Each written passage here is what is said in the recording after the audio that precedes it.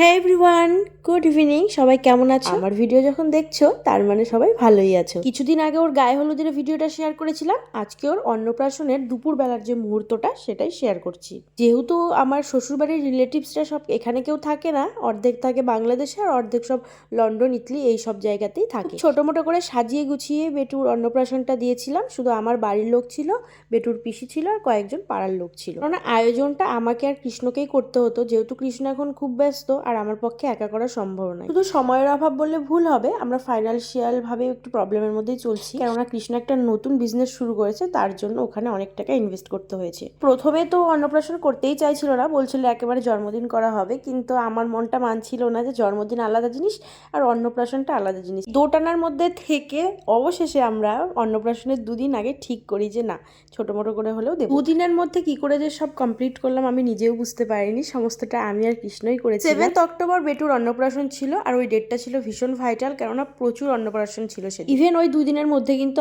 আমরা অন্নপ্রাশনের কার্ডটাও ছাপিয়ে এনে দিয়েছিলাম। অ্যাকচুয়ালি কার্ডটা আমরা শখ করেই করেছিলাম যে ছোট মোটো হলেও আমরা সমস্তটাই বেটুর জন্য করব। আর যারা দূরে রিলেটিভ ছিল তাদেরকে আমরা ফোনেই বলেছিলাম। দেখো দেখো দেখো কাণ্ড, দুঃখভারী কাহিনী শেয়ার করতে করতে ভিডিওটা শেষের পথেই চলে এলো। বেটুকে কিন্তু আমরা জগন্নাথ মন্দিরের প্রসাদ দিয়ে মুখটা এঁঠো করিয়েছি, কারণ যেদিন আমার সিজার হয় সেদিন কিন্তু জগন্নাথ মন্দিরে মানত করেই আমি নার্সিংহোমে গিয়েছিলাম। সেদিনই মনে মনে ভেবে নিয়েছিলাম ছেলে হোক চাই মেয়ে হোক তার মুখ এঁঠোটা কিন্তু এই ঠাকুরের প্রসাদ দিয়েই করব। তারপরে আমার শাশুড়ি মা আমার ছেলেকে নিয়ে জগন্নাথ মন্দিরে যায় এবং আমাদের সাধ্য অনুযায়ী কিছু ভোগ রান্নার ব্যবস্থা করা হয়েছিল এবং কিছু বৈষ্ণবকে খাওয়ানো হয়েছিল। এই যে রুগ্ন করে ছেলেটাকে দেখছেন, এটা আমার ভাই হয়। বেচারা 3 দিন 3 রাত জেগে এসেছে, কেননা আমাদের যেহেতু অন্নপ্রাশন দেওয়ার কোনো কথাই ছিল না, হুট করে আমরা ঠিক করেছি, সেই জন্য কিন্তু ও অনেক স্ট্রাগল করে এসেছে। আর এটা আমার ফ্রেন্ড হয়। তারপরে আমি আমার বাবার সঙ্গে একটু ছবি তুলে নিই। আমি ইচ্ছে করলে আমার এই কথাগুলো শেয়ার নাও করতে পারতাম, হয়তো যেই ভয়েসগুলো আমি দিচ্ছি তার বদলে অন্য কিছু দিতাম।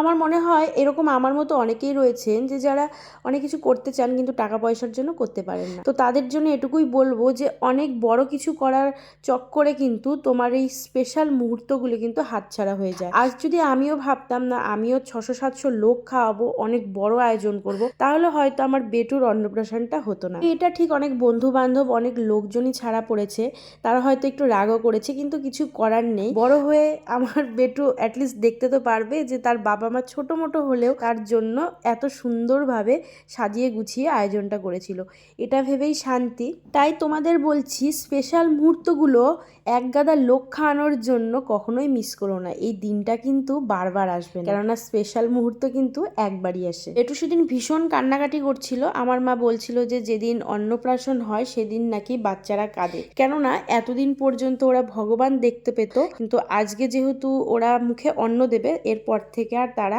ঠাকুরকে দেখতে পাবে না। জানি না কতটা এর মধ্যে সত্যতা রয়েছে, কিন্তু পুরনো লোকজন যারা রয়েছে তারা কিন্তু এরকমটাই বলে থাকেন। আর আমরা কিন্তু প্রচুর অন্নপ্রাশনটা একদম বিয়ের মতো করেই করেছিলাম, কেননা আমাদের মধ্যে এটাই নিয়ম যে বিয়েতে যে যে নিয়ম সকালবেলা নারায়ণ পূজা থেকে শুরু করে বৃদ্ধি শ্রাদ্ধ থেকে শুরু করে হলুদ কোটার জল সাজতে যাওয়া সমস্তটাই কিন্তু করতে হতো। শুধুমাত্র একটাই পার্থক্য ছিল, সেটা হলো পুচু বিয়ে না করে আজকে মুখে অন্ন দেবে। এই মুহূর্তটা মানে একদম শেষে একদম পুরো বাড়ি ফাঁকা হয়ে গেছিল, মানে খুব স্পেশাল ছিল আমাদের জন্য, কেননা মনে হচ্ছিল একটা ছোট্ট মিনি ফ্যামিলি আমরা একসঙ্গে ফটোশুট করেছি, ভিডিও শুট করেছি। কিন্তু আমার পুচু বাবা বসে বসেই ঘুমিয়ে পড়েছে। আমার সোনা কুচু বাবাটা সারাদিন অনেক ব্যস্ত ছিল, তাকে ভাত খেতে হয়েছে, হলুদ মেখে স্নান করতে হয়েছে। ওই দেখো ওই দেখো, দেখেছেন কাণ্ড? ওর ভিডিও দেখে ভয়েস দিচ্ছি তো সেই জন্য যে ভেতরে যে ভালোবাসাটা মানে ভয়েসের মাধ্যমে বেরিয়ে গেছে। তো যাই হোক, আমার ক্যামেরা ভাই খুব ভালো, সে বলেছে আরেকদিন আমাদেরকে ফটোশুট করিয়ে দেবে, কেননা সেদিন ভালো মতো হয়নি। তাহলে আজকের ভিডিও এখানেই রাখি, দেখা হচ্ছে অন্য ভিডিওতে। টাটা।